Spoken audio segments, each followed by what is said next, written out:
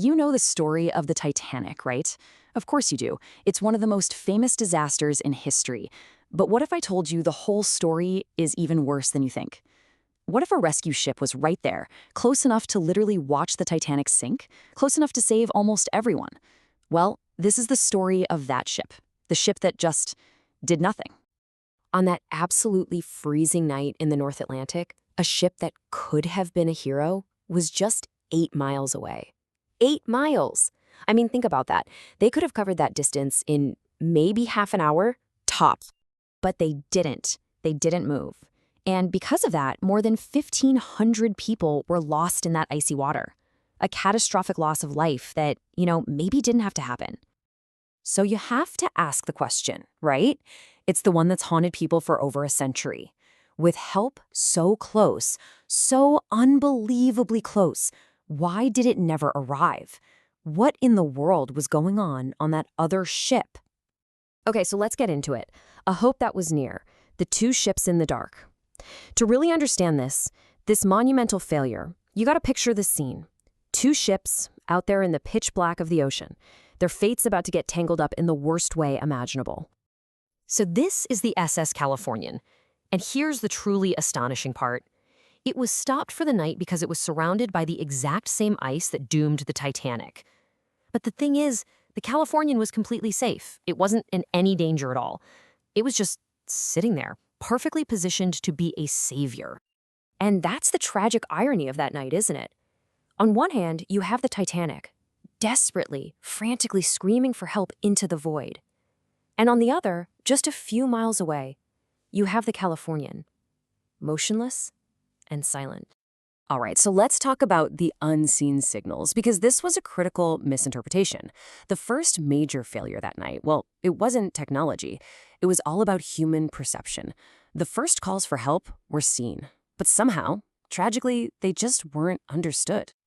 So as it's sinking, the Titanic starts firing off white distress flares, shooting them high into the sky. It's a standard signal that you're in trouble and you need help. And get this, the officers on the deck of the Californian, they saw them. But incredibly, they just kind of shrugged it off. They figured they were just routine company signals, maybe a weird celebration or something. No action was taken. A fatal misinterpretation. But as shocking as that is, ignoring the flares wasn't even the biggest mistake of the night. No, the real reason the Californian was completely deaf to the Titanic's cries for help, well, it's actually far more chilling. And this brings us to the reason for the silent night, which was really a failure of both technology and people. This is where you see a total breakdown. A single, totally routine action completely cut the Californian off from the disaster unfolding right next to it. So get this, at around 11 o'clock at night, the Californian's one and only wireless operator decided his shift was over and he went to bed. And when he did, he turned off his equipment. And just like that, the ship went dark, electronically speaking. So while the Titanic was frantically sending out that new international distress call, SOS, there was simply no one on the Californian left to hear it. The radio was off. Okay, so now we come to the morning silence and the discovery of the tragedy. Just imagine, the sun rises over this totally calm sea, and the crew of the Californian wakes up, completely unaware of the absolute horror that had happened just over the horizon. It was only when the wireless operator finally woke up, switched his set back on, that all those frantic messages from the night before just flooded in.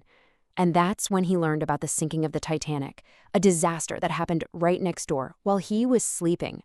So of course, the Californian raced to the Titanic's last coordinates, but by the time they got there, it was all over. A person on the ship leader gave this really grim account, saying there was nothing left but, quote, ice-cold water and floating pieces of wood, right where the world's grandest ship had just been. So when you look back at this whole tragedy, the what-ifs are just agonizing. One mistake, 1,500 lives. It seems like it all just boils down to one single human decision. It all came down to one person. I mean, just think about it. If that single wireless operator had just stayed at his post for a little while longer, if he had been there to hear that first SOS, history itself could have been rewritten. And that really leaves us with the most haunting question of all, the one that just sends a shiver down your spine. Could one person simply by staying awake at his job, have saved 1,500 souls?